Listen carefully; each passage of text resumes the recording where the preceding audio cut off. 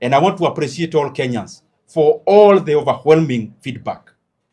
One of the issues that I saw raised was about previous absence in matters that touches on or matters that are important to our country. And I want to say that, to my recollection, in terms of all the finance bill debates and votes, and I'm not trying to prove anyone wrong, I have been participating in all the debates and votes, including the year 2025, the debate about finance bill. The other issue that has been raised is the issue of impeachment. And I have seen, of course, that being attached to what is currently on the table. And I also want to give my view on that. And I would want to request anyone to tell me whether they have actually ever heard the second deputy president complaining about that impeachment vote. And the reason you don't hear is because, as you all know, and majority of you in front of me have covered other impeachments, including for governors, any vote that requires a two-thirds majority, you do not win it by voting. You win it by denying the two-thirds majority in the House. That is what you have seen all the governors do. If you have 30 MCAs, you make sure 10 do not turn up, and the agenda collapses. And the reason they do that, and has been happening, is that there is still a huge possibility that a person who actually came to save you will be brought along the way, as it happened even in this particular case. So whatever I have done and tried to do it in all good faith, because there is actually nothing to hide about that. But I thought it is important that I address it at this particular time. As I go to the close, and we'll say a few things in Swahili. Yesterday, I got a call from one of my friends.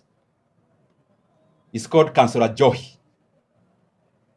And I have received also many concerns from my friend Abdi, my friend Ajiki, my friend Dunstan from Nambale, and many other Kenyans, as I've seen their feedback on the social media. And what Councillor Johi told me is, jana, and I'll put it in Swahili,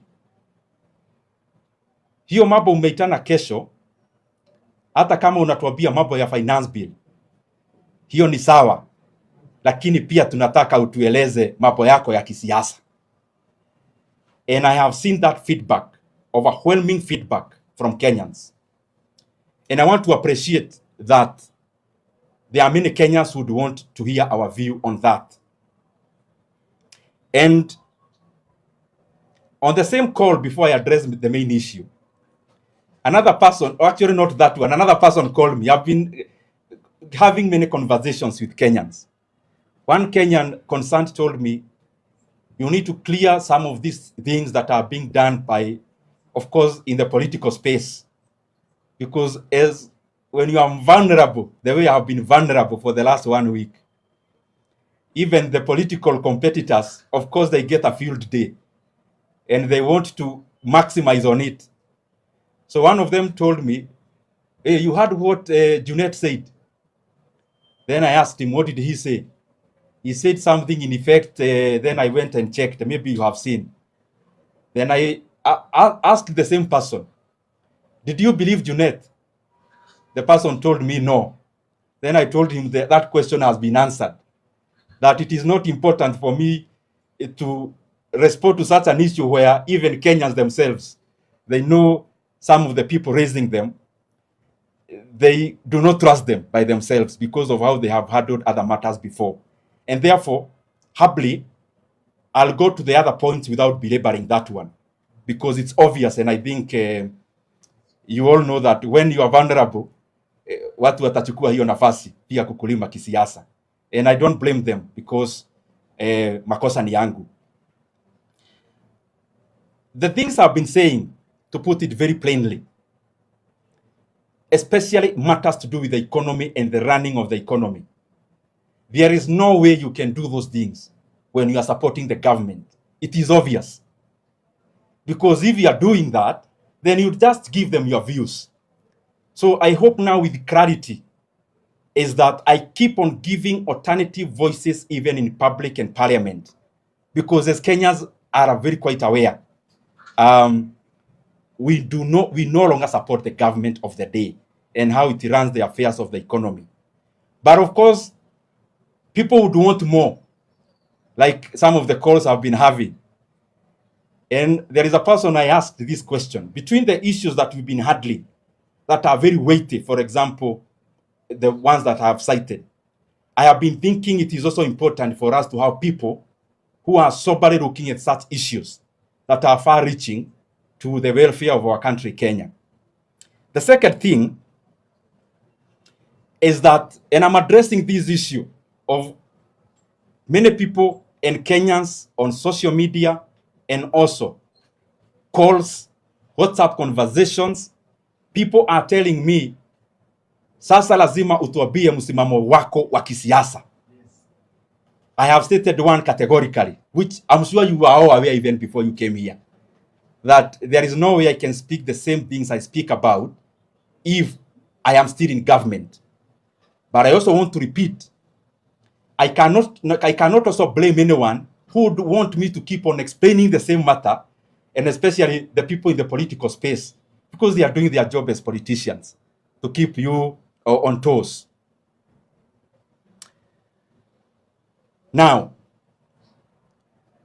the biggest conversation is, which I've had in terms of feedback, then tell us, where are you? And I want to say this with a lot of humility. I was part of the team that campaigned around the country in the year 2022. And most of the times when I tried to give alternative views and to criticize, the message that always comes to me loudly is, but you are part of these people. It is you who came to convince us. And out of that learning, probably, it has made me to be more cautious and reflective.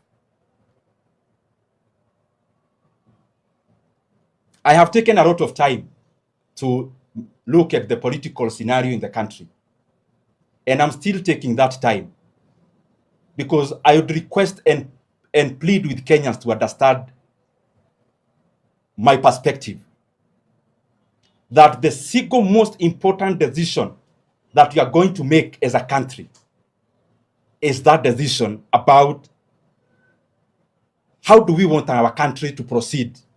And how we want our country to proceed is bound up together with who are these individuals who will come together and do this job. And that is what the question have to answer most of the time, maybe inconclusively. The reason I am taking time and have taken time is because for me, this decision is not about my political convenience. It is about what Kenya will become. If I'm to be selfish and inward looking, I live in Kenya. I know what I need to say, and I become a sensation politically immediately. We have been on that path before. If I want to engage in a popularity contest, I know exactly what I need to say even today. But the question I want to ask ourselves as Kenyans, after that, where do we live Kenyans? And I have been working on something for the last many, many months. Something around that question. Objectively, in terms of the kind of Kenya we would want to have.